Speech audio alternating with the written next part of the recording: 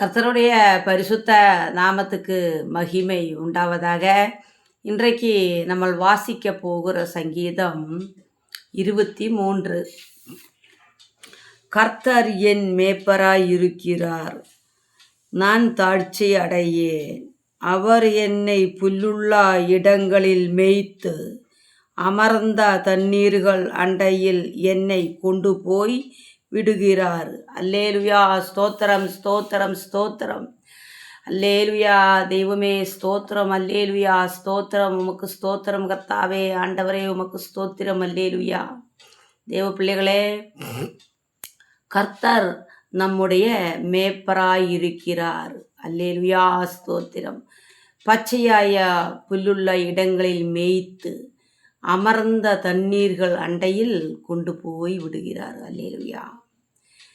தேவ பிள்ளைகளே, நம்ம கர்த்தரை நம்ம மேய்ப்பராய் வைக்க வேண்டும். அல்லேலுயா, அல்லேலுயா. அவர்தான் நம்முடைய மேய்ப்பர். அல்லேலுயா.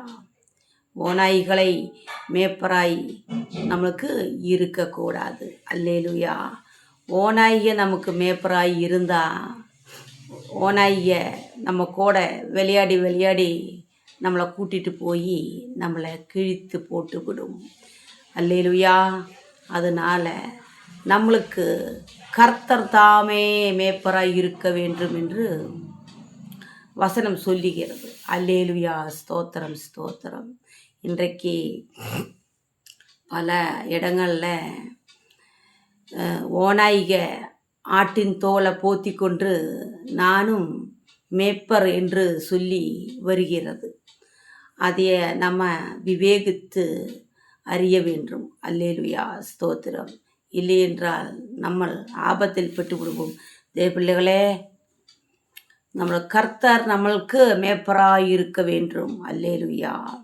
ஓநாய்கள் நம்மளுக்கு மேய்ப்பராய் இருக்கக்கூடாது. அது நம்மளுக்கு ஆபத்து. அல்லேலுயா, ஸ்தோத்திரம் ஸ்தோத்திரம் ஸ்தோத்திரம்.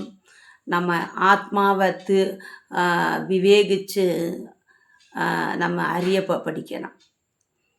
எல்லாவரையும் அப்படியே நம்பிடக்கூடாது. தேவ பிள்ளைகளே, நம்ம கிட்ட நல்லா அன்பாக பேசுவாங்க, எதுக்கு பேசுகிறாங்கன்னு சொல்லி நம்ம சிந்திக்கணும். நம்மக்கிட்ட என்ன எதிர்பார்க்குறாங்கன்னு சொல்லி சிந்திக்கணும். தேவ பிள்ளைகளே, சிந்திக்காமல் இருக்கக்கூடாது. பல வருஷத்துக்கு முன்னாடி நானும் இப்படித்தான் இருந்தேன். 10-15 வருஷமாக பார்க்குறவங்க எல்லாம் இவங்கெல்லாம் நல்ல மேய்ப்பர்னு. அப்புறம்தான் தெரிஞ்சது ஆட்டின் தோலை போத்துன ஓநாய்கன்னு. அதனால் நம்மளுக்கு மேய்ப்பராய் கர்த்தர் இருக்க வேண்டும். அல்லேலுயா. அப்போ தான் நம்ம உயிரோட வாழ முடியும். தேவ பிள்ளைகளே, அல்லேலுயா.